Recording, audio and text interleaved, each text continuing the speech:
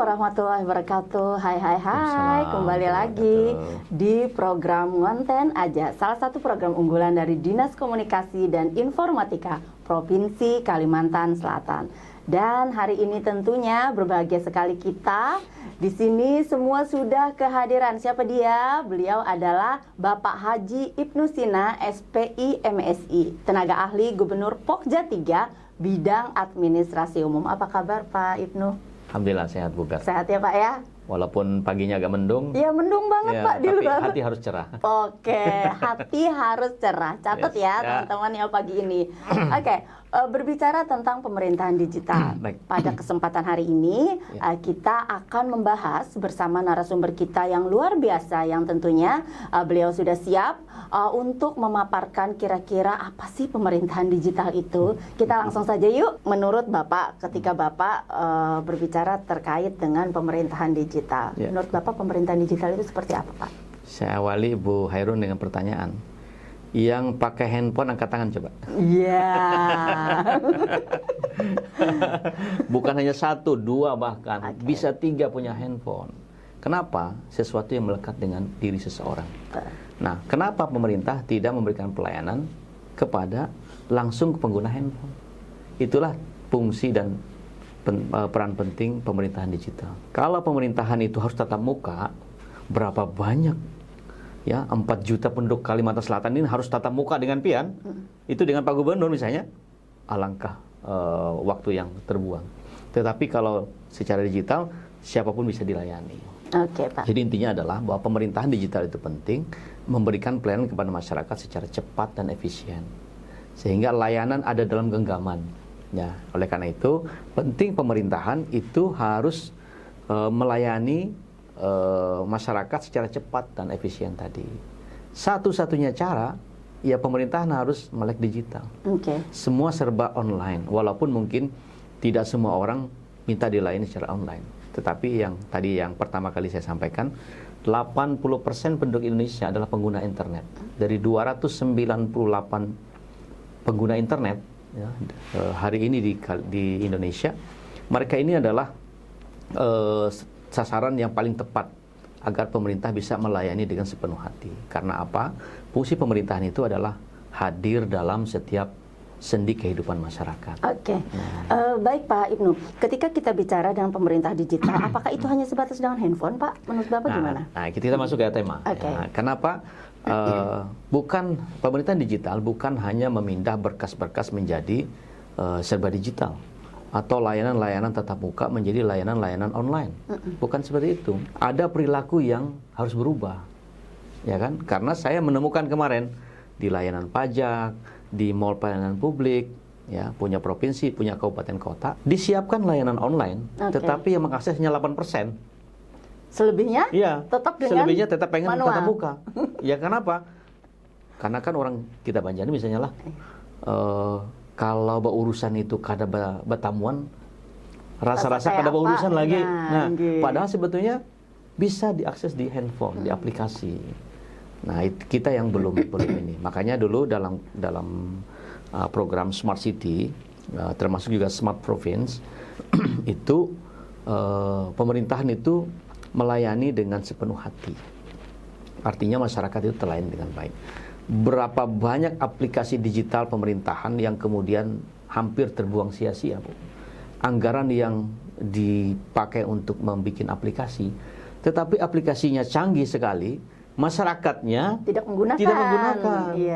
Padahal kalau itu digunakan, saya yakin semua akan terlayani. Dalam hitungan menit, dalam hitungan detik terlayani dengan baik. Pak, berarti kan sebegitu pentingnya Pak ya pemerintahan digital itu, apalagi kita di Kalimantan Selatan khususnya ya Pak ya, bagaimana mendorong masyarakat untuk bisa menggunakan atau memberdayakan, entah itu sebutannya handphone barangkali atau gadget atau apalah gitu Pak ya, agar bisa terimplementasi gitu ya Pak ya program-program pemerintahan digital itu. Karena yang paling penting sebetulnya adalah masyarakat terlayani dengan baik. Nah, makanya kemarin kami memberikan saran, ada fase transisi, Bu. Ada fase transisi antara layanan digital dengan layanan manual. Artinya kadang-kadang masyarakat datang ke mall publik misalnya, datang ke kelurahan, datang ke kecamatan, ya, atau datang ke dinas ingin dilayani, nah, perlu ada desk di situ. Artinya ada transisi bahwa tetap dilayani secara digital, tetapi Pak Pian di sini lah. Ini aksesnya bisa digital, dilajari lah gitu ya. Makanya fase transisi itu penting.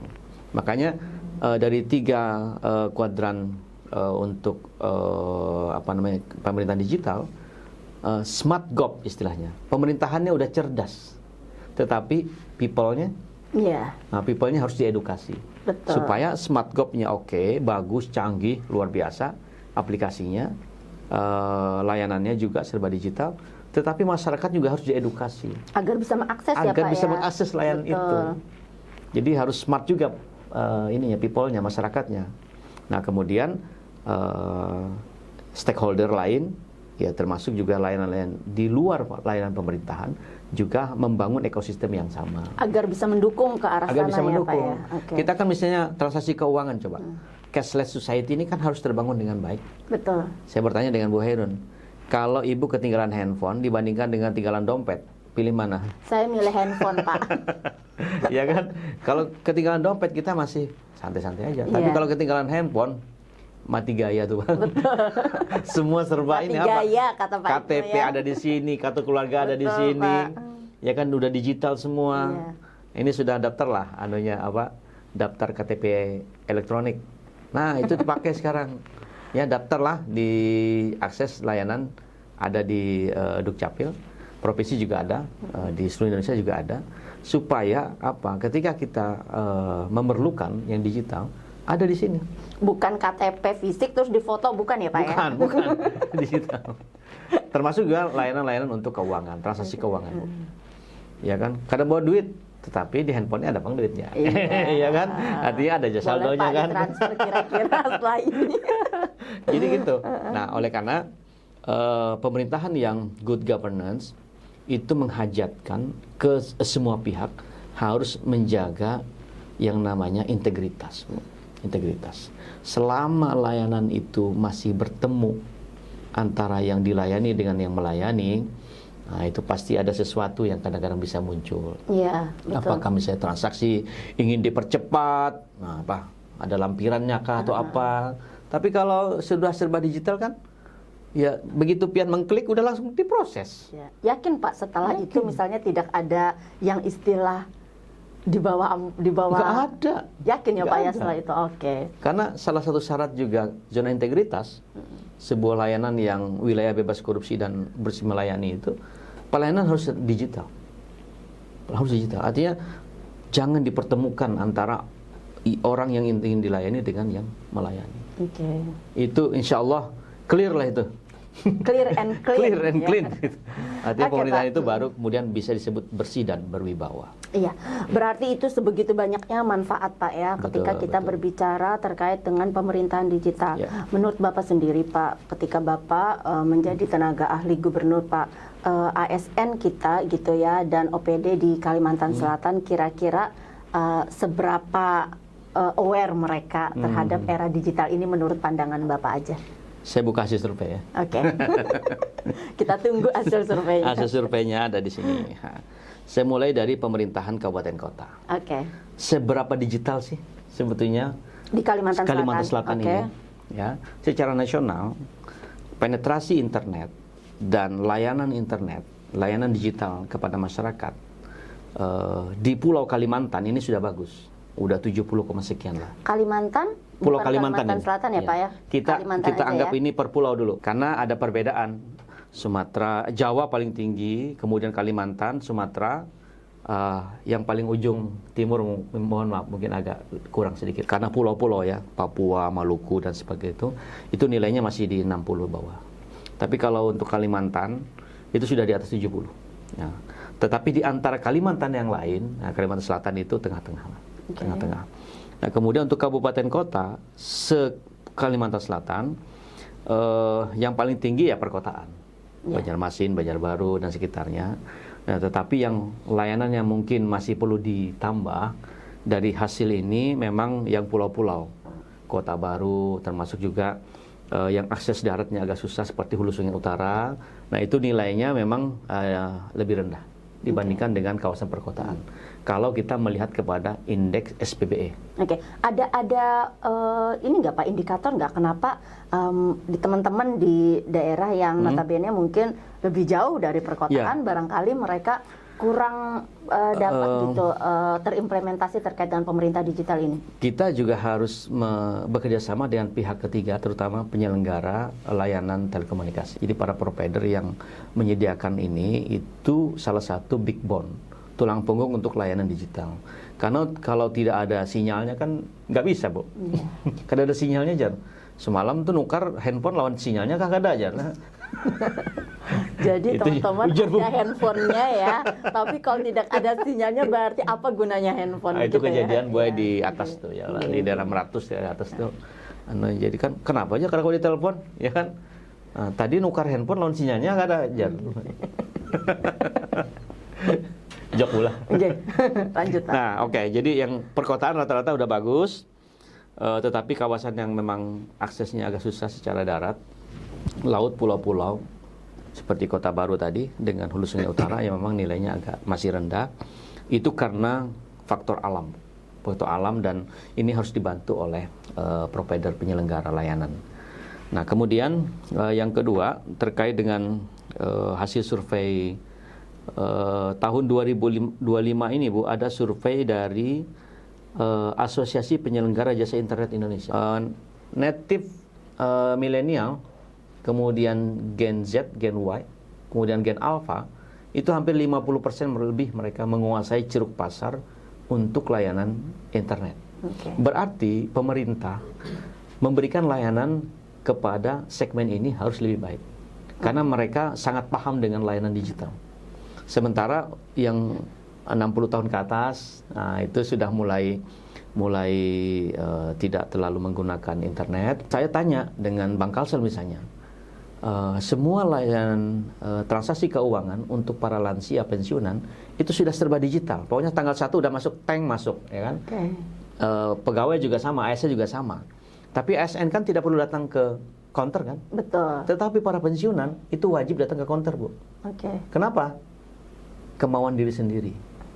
Ya. Padahal dia tahu aja duitnya itu udah masuk di aplikasinya. Atau mungkin barangkali ada kepuasan tersendiri. Nah, itu dia. Artinya selama ini mereka mencari waktu untuk bisa bertemu dan berinteraksi. Kalau misalnya para lansia ini dilayani secara digital, dia di rumah aja. Dia tidak berinteraksi dengan masyarakat. Nah, kenapa setiap tanggal 1 pensiunan itu datang juga ke bank dan berbondong-bondong? Rupanya ada faktor lain.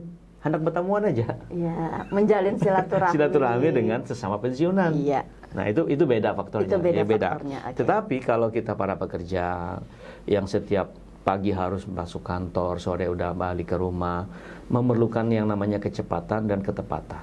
Itu yang menjadi sasaran layanan sebetulnya. Kita tidak perlu datang ke Dukcapil untuk bisa mengurus KTP, untuk mengurus kartu keluarga, nggak perlu.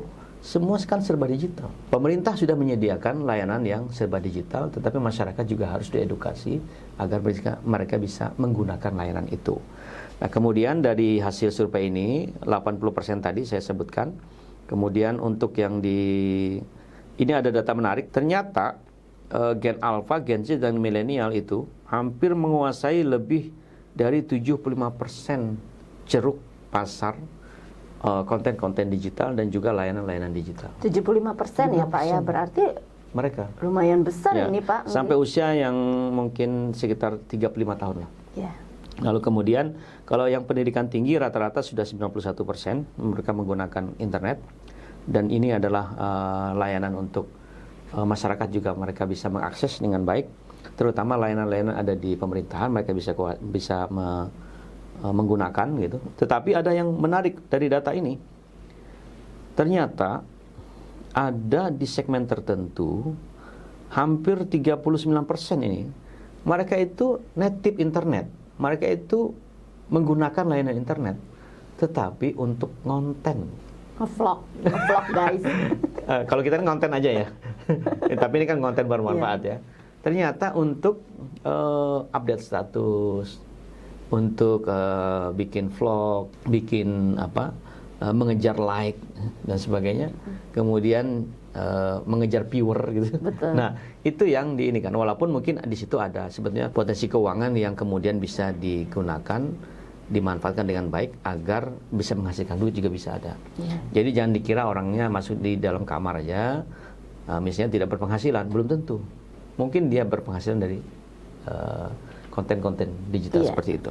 Untuk layanan publik, ini saya agak miris nih. Ternyata dari sekian banyak pengguna internet itu, yang mengakses layanan publik itu hanya 8,6%. Waduh, 8,6% dari sekian. Dari sekian banyak yang orang yang online, yang online hanya 8% hanya saja 8% ya, Pak, ya? yang mengakses layanan publik. Nah, kemudian 14% adalah untuk transaksi keuangan.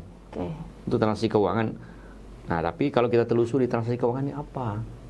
Ternyata belanja online. Iya. Belanja online. Bisakah saya sebutkan di sini, teman-teman? Belanja online. Ini yang data menarik saya kira. Tetapi mungkin masih cukup berimbang dengan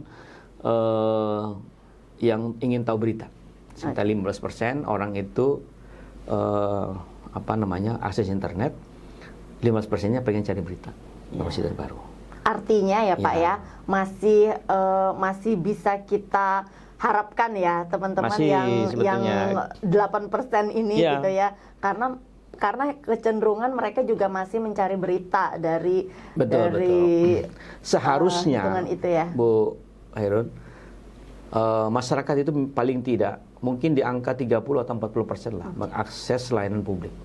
Artinya orang punya handphone, orang lewat komputer, orang lewat laptop atau tab itu mengakses layanan publik ya supaya mudah cepat.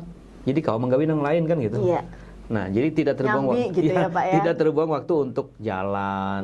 Kan berapa dari sini ke kantor lurah misalnya harus keluar biaya sekian ya kan. Padahal bisa kalau dilayani secara online.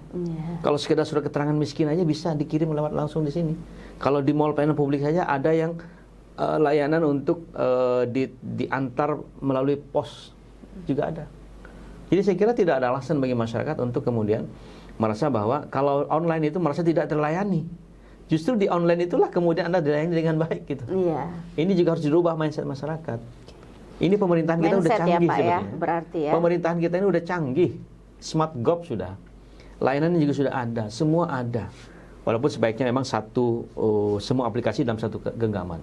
Super App namanya. Dan itu saya kira provinsi, kabupaten kota itu punya itu. Jadi begitu kita akses langsung bisa untuk dilayani dengan baik. Walaupun ada standar di situ, ada 3 hari, ada yang 5 hari untuk bisa sampai misalnya surat fisiknya. Walaupun kadang-kadang kita juga tidak menggunakan surat fisik. Yang kita gunakan adalah justru yang digital. Ya kan? Karena notif yang masuk ya, Pak betul. Ya. Karena misalnya surat-surat sekarang kan sudah tanda tangan digital. Betul. Ya kan, keterangan sudah tanda tangan digital. Jadi sebetulnya tidak perlu. Bahkan ada tulisan di situ, dokumen ini tidak perlu tanda tangan karena sudah diproses secara digital. Betul. Begitu di scan barcode udah kelihatan di Pak. mana gitu. Tetapi kan faktanya Pak ya, kalau berdasarkan hasil survei ada 8% yang membuat miris gitu ya Pak, betul. Ya. Apalagi ketika kita melihat angka itu dan di situ ada disebutkan terkait dengan layanan-layanan publik yang notabene di situ adalah layanan pemerintahan. Menurut Bapak sendiri strategi apa Pak yang barangkali bisa digunakan gitu oleh pemerintah Provinsi Kalimantan Selatan untuk mengatasi ya daerah-daerah yang sulit atau barangkali menjangkau masyarakat yang belum teredukasi terkait ini Pak? Lebih banyak mungkin proses sosialisasi dan edukasi melalui influencer. Kadang-kadang kan saya kan punya media sosial ya. Kalau saya posting tentang kegiatan pemerintahan, yang like itu di bawah 100, yang view-nya itu di bawah 500 pasti. Tapi kalau saya upload konten tentang saya lagi makan enak nih, ya kan? Ini lagi ada kuliner hanyar nih di Banjar misalnya. Itu udah di atas ribuan ya Pak ya? Ada 1000-an itu. Nah itu Pak, itu kira-kira apa Pak yang melatar belakangi masyarakat ketika kita melempar sebuah konten gitu ya Pak ya, terkait dengan pemerintahan dan yang isinya adalah apa? Lebih ke sesuatu yang terlihat santai barangkali. Jadi gini, substansinya harus masuk tentang pemerintahan, tetapi cara menyampaikannya mungkin tidak harus resmi formal. Assalamualaikum warahmatullahi wabarakatuh. Saya kepala dinas Kominfo, datanglah ke Nah itu orang nggak dengar itu. Oke. Nggak dengar. Tapi kalau misalnya kita pakai bahasa yang santai, yang lebih gaul, ya yang kan. lebih gaul, pas lagi ya, Pak, santai ya. di jalan, misalnya atau lari atau lagi santai-santai aja. Sudahkah urusan kayak ini? Misalnya kan lebih cepat orang pasti nangkap. Berarti jadi, ada kecenderungan ya itu masyarakat tadi, ya Pak ya. bukan hanya soal merubah berkas-berkas fisik menjadi berkas-berkas digital, tetapi merubah perilaku pelayanan kita yang kadang-kadang kalau formal-formal orang nggak suka, ya kan, apalagi konten-konten kita yang sifatnya itu ingin menjelaskan tentang ini hari jadi Provinsi Kalimantan Selatan, ya kan, ada pameran ini, itu orang kada datang itu. Tetapi kalau misalnya dengan cara yang lebih salah satunya menggunakan sederhana, influencer ya Pak ya. Salah satunya kan semua kita influencer sebetulnya. Betul. Kan semua orang bisa jadi influencer, nanti bisa mempengaruhi orang lain. Di era digital ini siapapun bisa bikin konten. Jadi namanya konten kreator itu penting, ya kan. Pakai aja ASN yang ada di sini, ya kan. Tapi mindsetnya dirubah dikit. Konten-konten kreator itu kan ada standar misalnya maksimum 30 detik. Lebih dari 30 detik orang nggak lihat lagi. Ya kan? Saya sering misalnya gini, pelajarannya ketika public speaking adalah kita harus bisa ngomong dalam 30 detik apa yang ingin kita sampaikan. Karena kalau lebih dari 30 detik, editor juga susah ngeditnya. Satu, ya kan? Ini kalau harus dengan Assalamualaikum warahmatullahi wabarakatuh, ya menurut saya gini, itu editor susah mengeditnya. Tapi langsung misalnya mengatakan, sampaikan saja, datangi ya layanan publik yang cepat dari jam sekian sampai jam sekian. Pastikan Anda terlayani dengan baik. Itu masuk. Singkat, padat, jelas ya Pak ya. Ini serba digital, serba cepat. Kata Pak Presiden kan, bukan yang besar mengalahkan yang kecil sekarang, tetapi yang cepat mengalahkan yang lambat. Menyelamat-lambat ketinggalan. Tinggalan kereta ya. Ketinggalan informasi, Bu. Ketinggalan informasi. Kalau ketinggalan kereta masih ada kereta berikutnya. Tapi kalau ketinggalan informasi, ya model kita ini kadang nyambung dengan orang Bapak.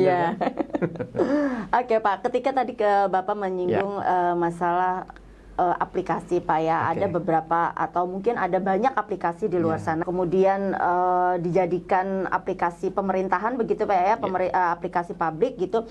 Tetapi masih ada gitu ya masyarakat yang mungkin masih menggunakan manual dokumen gitu ya Pak ya. Nah, kemudian kalau misalnya nih kita datang terus kita mengedukasi masyarakat untuk menggunakannya secara online gitu ya Pak ya.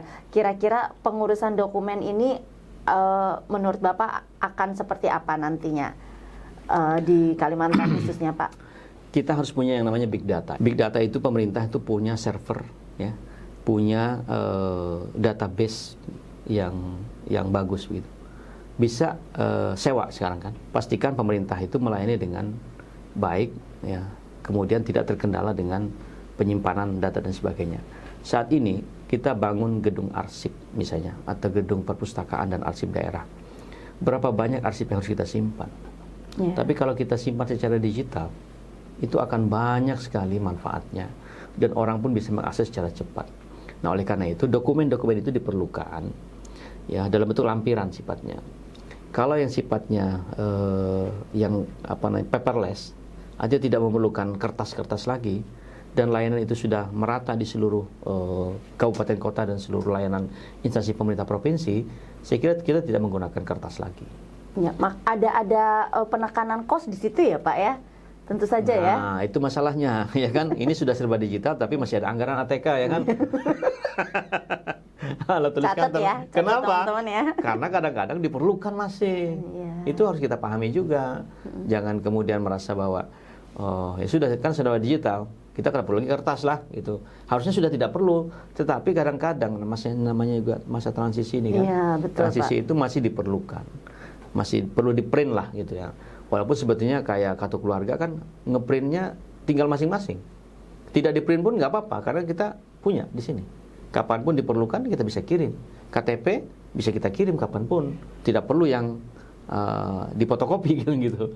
Nah, atau tinggal scan. Nah, oleh karena itu pemerintahan itu harus bisa melayani dengan cepat dan efisien.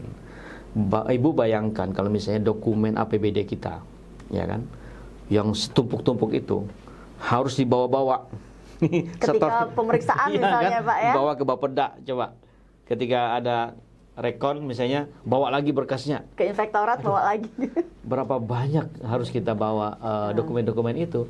Tetapi kalau misalnya semua bisa disajikan secara digital, itu akan sangat ringan sekali. Untuk proses pembahasan juga akan cepat. Dan itu akan mempercepat layanan kita. Banyak lagi yang harus digawi kan gitu. Dibandingkan harus bisa mangkok banyak seperti itu. PR ya Pak ya. Oke Pak, ini barangkali terkait dengan posisi Bapak sebagai tenaga ahli gubernur Pak ya. Jadi kami dapat infokan kalau tenaga ahli gubernur ini memang dibentuk untuk atau dalam rangka gitu Pak ya, memberikan masukan kepada Pak Gubernur terkait dengan hal-hal yang harusnya menjadi kebijakan buat pemerintah Provinsi Kalimantan Selatan. Dalam hal ini Pak, ketika pemerintah digital ini digaung-gaungkan begitu Pak ya, dan sangat masif gitu diedukasi kepada masyarakat, kira-kira tim tenaga ahli gubernur sendiri bagaimana Pak untuk bisa memberikan rekomendasi kepada Pak Gubernur kita terkait pemerintah digital ini? Ya, ini kan sedang dalam pembahasan dalam 3 bulan ini, tenaga ahli gubernur yang hari ini rapat dengan SKPD. Kebetulan sekaligus saya menjelaskan, tim ahli gubernur ini ada 3 pokja. Pokja 1 seperti asisten 1 lah, ya, terkait dengan hukum pemerintahan, sosial, kesra. Kemudian pokja 2 seperti asisten 2, perekonomian dan semuanya. Kemudian pokja 3 ini terkait dengan administrasi umum, perencanaan pembangunan, keuangan daerah, dan juga termasuk Kominfo. Kominfo di pokja 3. Nah, dari 3 pokja ini masing-masing sudah menyiapkan rekomendasi dari hasil paparan program prioritas. Tugas substansial yang paling penting menurut amanahnya Pak Gubernur kepada kita itu adalah bagaimana visi misi Gubernur, Pak Gubernur dan Wakil Gubernur, kemudian 10 janji politik beliau itu terimplementasi di masing-masing SKPD. Karena kan sini berjanji nih, ya kan? Jadi tugas kami itu adalah mengawal janji-janji politik beliau, visi misi beliau, termasuk juga kegiatan-kegiatan yang sifatnya dalam bentuk renstra SKPD untuk bisa masuk ke semua SKPD. Jadi memastikan itu. Jadi ada rekomendasi yang kita berikan. Kemarin juga sudah ada laporan dengan Pak Sekda agar hasil pembahasan selama 3 bulan ini masing-masing SKPD, apalagi SKPD prioritas yang terkait langsung dengan 10 janji politik, ini yang memang harus di-backup sepenuhnya oleh kami.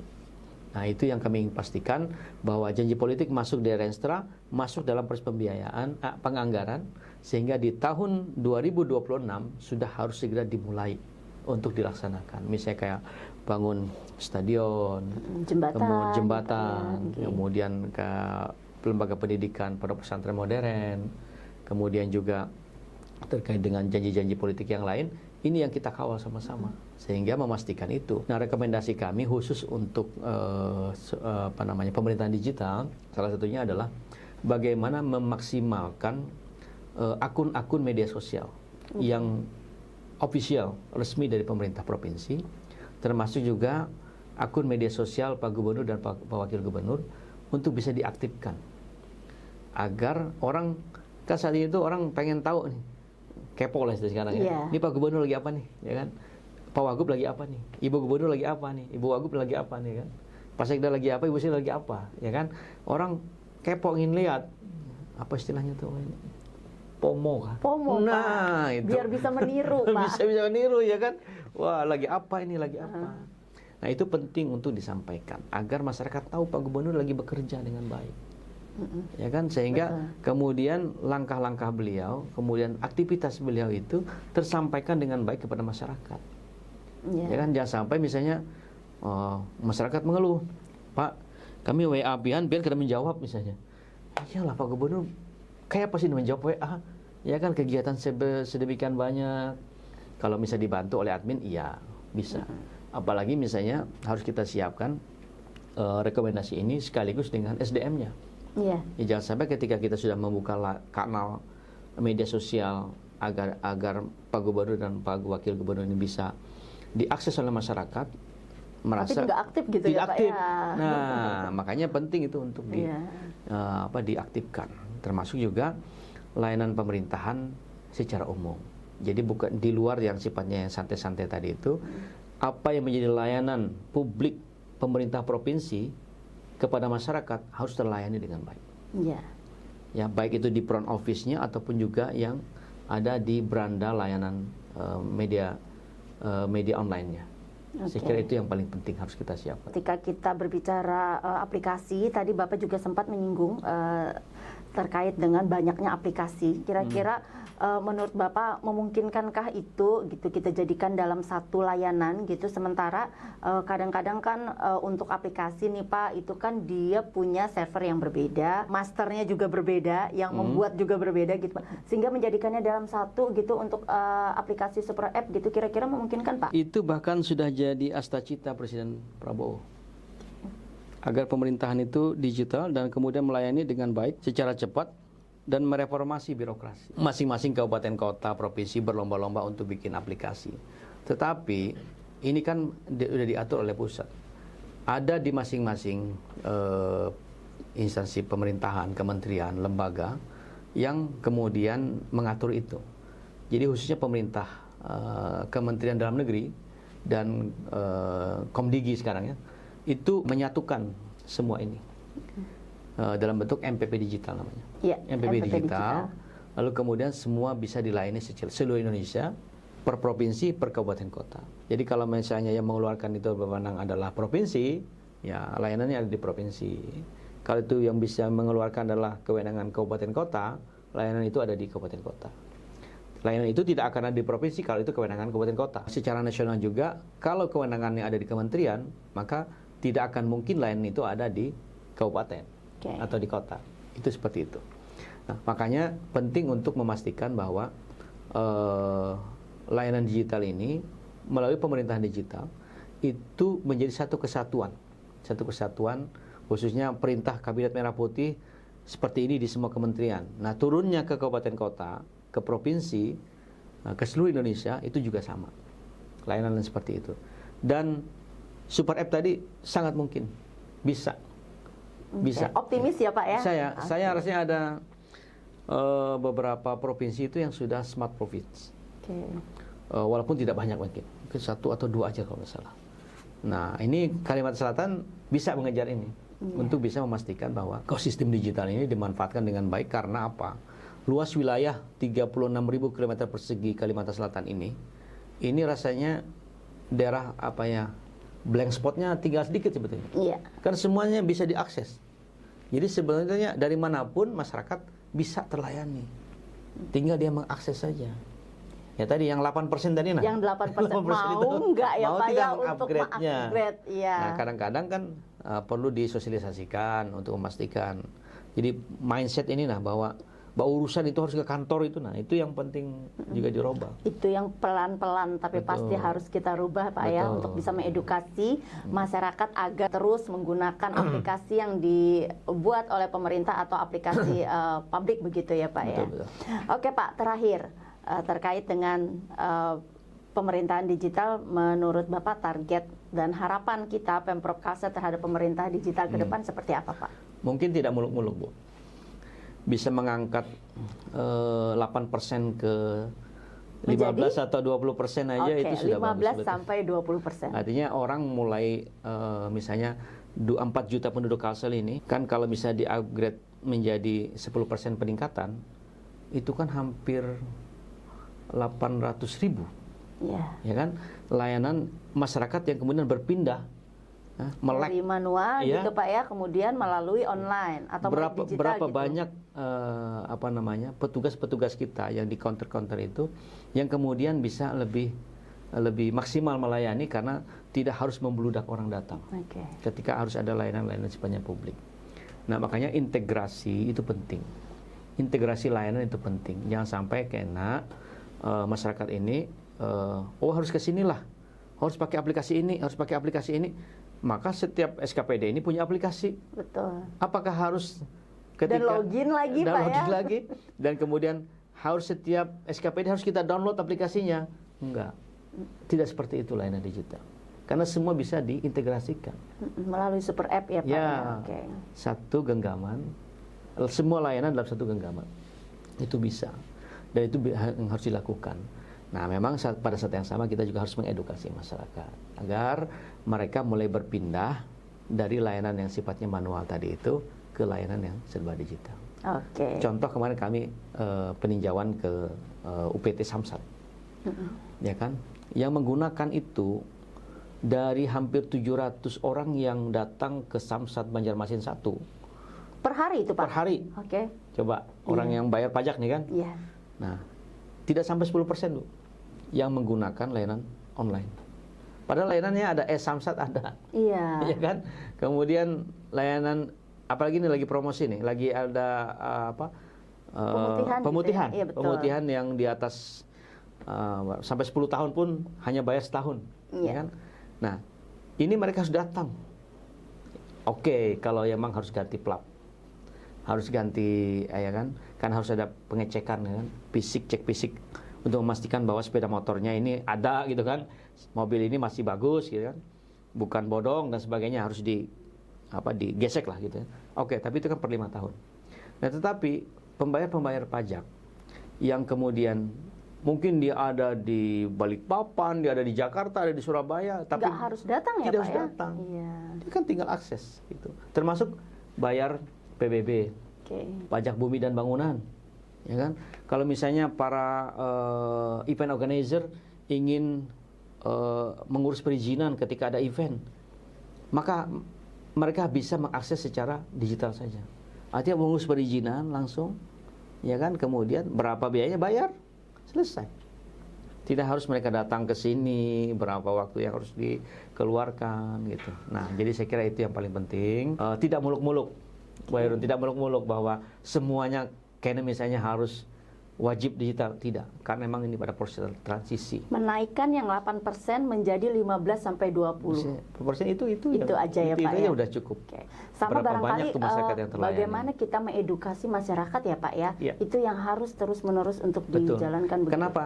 Karena 80% mereka itu pengguna internet. Betul. Tapi sekali lagi 54% tidak dipakai untuk mengakses layanan publik, tetapi 50% mengakses media sosial, konten-konten hiburan dan lain sebagainya. Iya. Padahal mereka sudah online ini, sudah online mereka. Tetapi kalau bawa urusan, kenapa lah berpikiran harus datang ke kantor kan gitu? Berarti nggak bisa juga Pak ya ketika kita bilang bahwa masyarakat tidak melek digital ya Pak ya? Bukan. Sesungguhnya mereka melek digital, Melek hanya digital. penggunaannya. Penggunaannya. Layanan pemerintahan atau layanan publiknya yang minim ya Pak ya? Ya betul. Oke. Jadi kenapakah kalau misalnya hiburan, media sosial, update status, mereka tuh langsung online. Pakai nih HP-nya. Tetapi begitu berpikiran, anak mau urus KTP lah, anak mau urus izin ini, kenapa jadi harus ke kantor? Ya, Padahal di sini ya, ada. Gitu kan. Adakah di antara kalian yang seperti itu? Gitu kan. Oke, baik Pak Ibnu Sina, Ya. senang sekali hari ini kita sudah berbincang terkait dengan pemerintahan digital Pak ya. Betul. Jadi memang betapa pentingnya pemerintahan digital itu dan terus bagaimana kita membuat masyarakat bisa melek digital meskipun sebenarnya sudah melek tadi ya Pak ya, Ya. seperti yang disampaikan begitu. Tapi melek ya. yang lain gitu. Tapi melek yang lain gitu, melek terhadap hal-hal yang sifatnya adalah layanan publik begitu. Oke, baik, demikian tadi perbincangan kita dengan Pak Ibnu Sina yang sudah berhadir di podcast kita pada kesempatan hari ini di Ngonten Aja. Dan tentu saja hal-hal yang sudah beliau sampaikan ini akan menjadi refleksi bagi kita pemerintah gitu ya untuk bisa terus memberdayakan atau barangkali mengimplementasikan pemerintahan ini menjadi pemerintah lebih digital. Dan terakhir kita minta Pak Ibnu untuk pantun ya Pak ya. Ya, boleh. Silakan Pak Ibnu. Kamartapura menukar intan. Bungas. Kilau intannya tiada tandingan. Bungas. Digitalisasi hadir di pemerintahan. Bungas. Banua maju penuh kepercayaan. Oke. Satu lagi. Satu lagi. Tambahin lagi lah. Tambah lagi. Sekali lagi Pak. Sungai Kelayan banyunya bersih. Bungas. Cukup sekian, terima kasih. Yeay. Daun selasi lipat 9. Nah, Andak dinampan bunga seroja. Terima kasih kami ucapkan. Gasan Diskominfo, Provinsi yang luar biasa. yeay. Oke, terima kasih Pak Ibnu Sina sudah hadir di podcast kami di Ngonten Aja pada kesempatan hari ini, Pak. Yang salah satu program dari Dinas Komunikasi dan Informatika Provinsi Kalimantan Selatan. Baik teman-teman, pencinta Ngonten Aja, demikian tadi perbincangan kita dan saya Hairunima pamit undur diri. Salam, assalamualaikum warahmatullahi wabarakatuh.